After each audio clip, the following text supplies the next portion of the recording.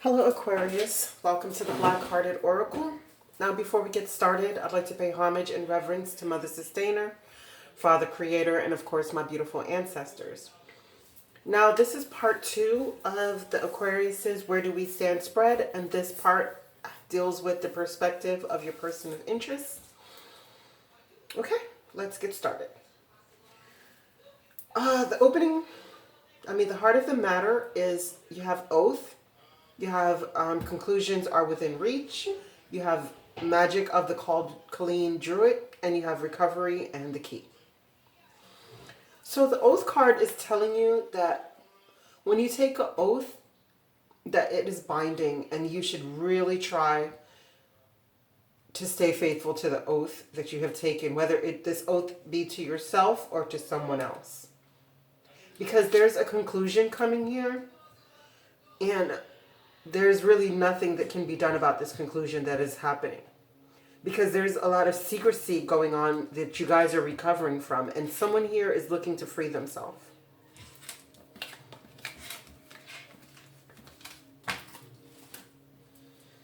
Okay, the first question that I asked is how your person of interest views themselves. And we have patience in reverse. We have full moon in Gemini. We have Lumera returns. We have joy. And we have 26 wisdom. Now, you have patience in reverse. So that means that this person is absolutely running out of patience. No longer are they willing to put in the time in this situation. You know, they see themselves as being very impatient. And what they're impatient about is the answers that they've been looking for.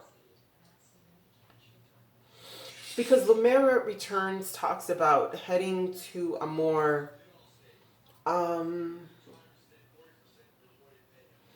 life that is less into the mainstream. You know, it's more about conservation. It's more about taking care of Mother Earth and the oceans. You know, it's more about reconnecting with your authentic self as well. But this is reversed. So this person is looking for joy right now. And they figured that the lesson for them to learn out of this whole situation of how they're viewing themselves is to get the wisdom out of whatever it is that they went through, and to not allow whatever is happening to rob them of their joy, because whatever answers they're looking for that they don't have and they're being very impatient about, it's coming about. They're going to get that very soon. The next question I asked is how your person of interest views you, Aquarius. And we have Angel of Strength. We have it is time to release negativity. We have reflections. We have perfection and mysticism. We have choices, child, and cloud. Okay. So they're seeing you as well as being tired. You know, tired of putting in the energy, and you're so wanting or needing to release negativity. So if you're overly caught in a cycle of being negative, it's like they're wanting you to realize that it's time for you to release these things out of your life and move on to a new cycle. Because they're seeing that you have very powerful manifestation abilities. But you could be manifesting on the more negative side of things. Or that's how they're seeing you. Is that you're manifesting mostly on a more negative side. And they want you to be cautious of what you're actually bringing forth into life. Right? And they see that you're a person who requires perfection. But with, excuse me. But with this card, is it's telling you that even if you require perfection, you must also hold yourself to that same standard. You can't just have one set of standards for yourself and one set of standards for everyone else. So maybe that they see that you expect perfection out of them, but in many ways, you yourself aren't living up to the very standards that you're holding them to. And this card speaks of not knowing. So it seems like they're seeing you have a very hard time with not knowing. You know, like you can't just let go and flow with the energies and believe that fate is faith. Because here the lesson is that the choices that you have, right? But what you're there, the lesson is for you to go back and see things through the eyes of a child with more innocence. And come out of this confusion through looking at things through the eyes of a child. So that things will be more clear for you when you're making these choices, and you won't be in such a state of confusion, creating negativity, but what you're bringing into your life through this state of confusion that you're stuck in with, not knowing exactly where you're heading.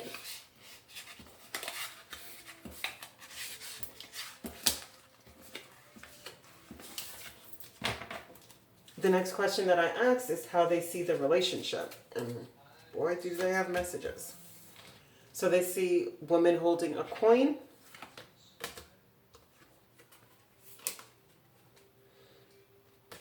They see differences, and then they see temple path. Oh yeah, let me just do it like that. Then they see personal, a full moon in Cancer, and waning moon.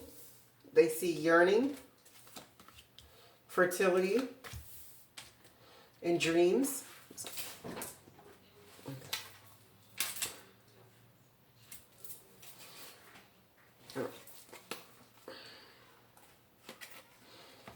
Then they have complacency,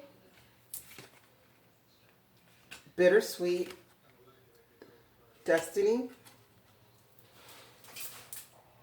I'm trying to get these in here. And, okay. This is supposed to be over here, but I don't have the space, so we're just going to do it like that for the meantime.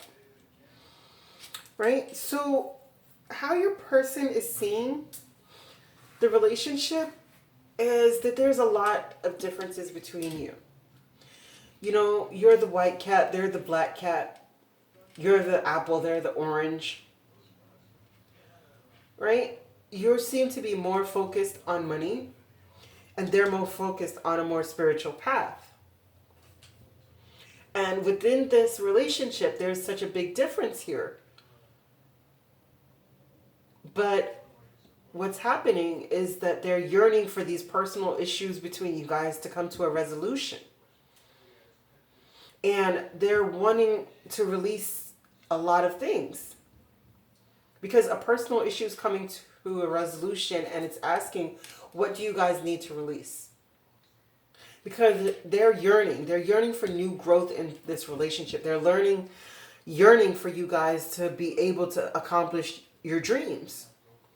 You know, that maybe you guys had when you first met, or if you guys are not together and it's just a person you're interested in, then, you know, maybe they're yearning for you guys to get together, but they're seeing that there's major differences here, with one person being more focused on money and the next one being more focused on a more spiritual path. And they realize there's a lot of complacency in this relationship, and it's creating such a bittersweet environment, but they're realizing that, you know, it's destiny. And they're wishing too, like, that more love should be shown when you guys are out. You know, when you guys are out in public, or having, you know, wanting more dates, wanting more outings, more time to enjoy you guys together.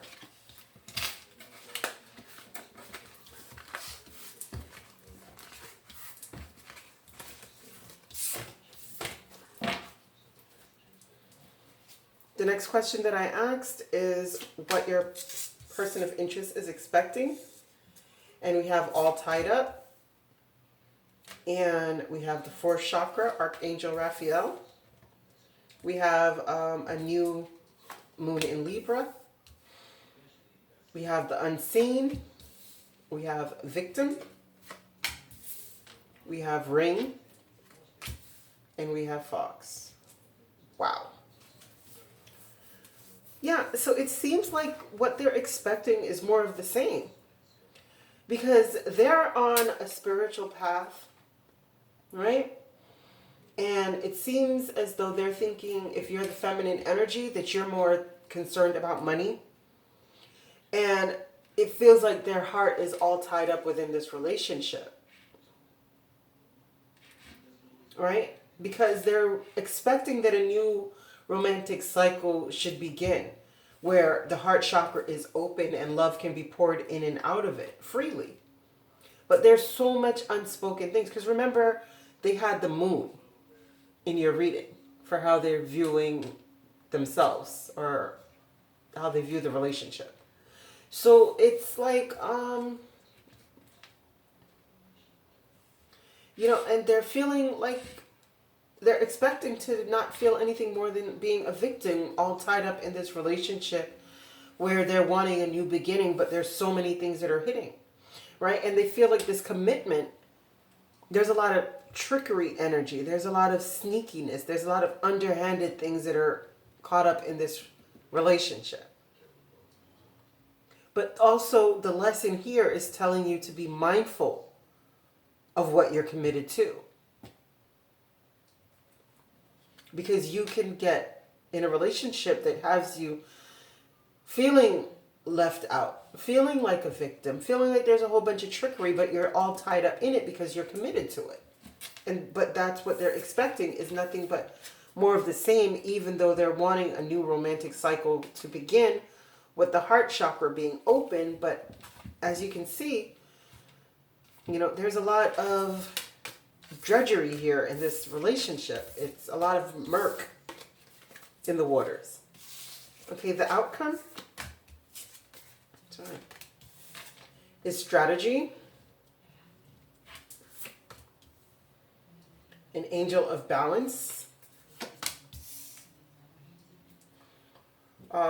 fixed moon, hold your vision, Yamaya, perseverance, and bear. So the outcome is that this person is going to be, your person of interest is going to be trying to find a strategy to regain their balance. One in which they can hold their vision, even though you guys are so different, like the dark side of the moon and the light side of the moon, just like the difference card with the two cats, the black and the white. They want to go back to the basics, head back to their roots. Because they're planning to persevere in this because the lesson is to be like a mama bear, a protector, a nurturer. But it's going to require a strategy to get this relationship back in balance. And not to give up before the magic happens. Because they need to hold tight to their vision of what they truly want. Now, your person of interest had a lot of closing guidance. So we'll try to run through them as quickly as possible so your video is not too long. The first one, all right, is 20, harmony. And it says, harmony lives in a lodge of balance and equilibrium between the physical and the spiritual aspects of your life. For there to be harmony, there must be balance. Imagine yourself as the hub of a sacred wheel, standing in the center. This wheel must function every day of your life. If you imagine that the south is your physical self and the west your emotional self, the north your spiritual self, and the east your mental self, then you see that you stand in the ancient wheel of truth. Consider whether you spend as much time in the physical south as you do in the spiritual north. Are they balanced? Are they in harmony? Reflect on whether you spend more time in your emotions west or in your mind, east. Adjust your daily life by being aware of your actions and behavior patterns to incorporate equal efforts in all the directions so that your wheel will function in perfect harmony. Now, if that isn't a good message for you guys, I don't know what is. The next message, wow, is 7, and it is trust. It says, in love, there must be trust. Without trust, there is no love. Jealousy is an illness of the mind and heart. Trust lives in the lodge of your innocence. Hayoka is a warrior of the Native American tradition. He goes into the battle backwards on his horse with a broken lance, knowing that the Great Spirit will protect him. It is this kind of trust that you need. An imbalanced aspect of patriarchal history resides like stone carvings within each of us. Welcome the new aspect of feminine power to your being, even though they may seem foreign. Trust in the ways of divine power and Great Spirit. Know that you are made of this divine power and live with trust in your heart. Absolutely. Just like the outcome for their card was telling them to persevere, but they can't do that without the trust, because it seems like trust has been broken in this relationship. Now, I'm sorry. The next one is 32, wisdom. It says, if you are addicted to the process of becoming, there are storms on the horizon.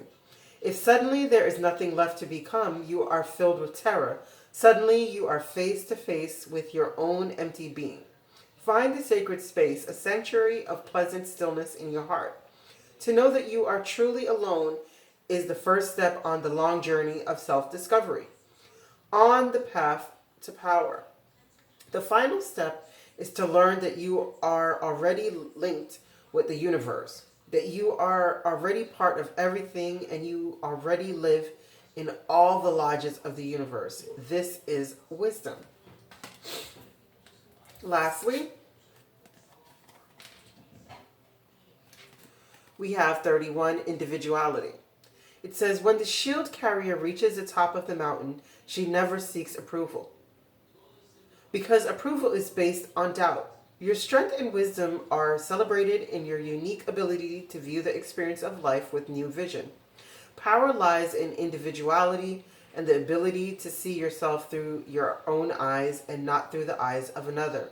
To be in power, you must own your power and exist within your own individuality. Wow, that was very powerful. I thank you guys so much for coming to the Black Hearted Oracle, and I pray these messages found you well. Excuse me.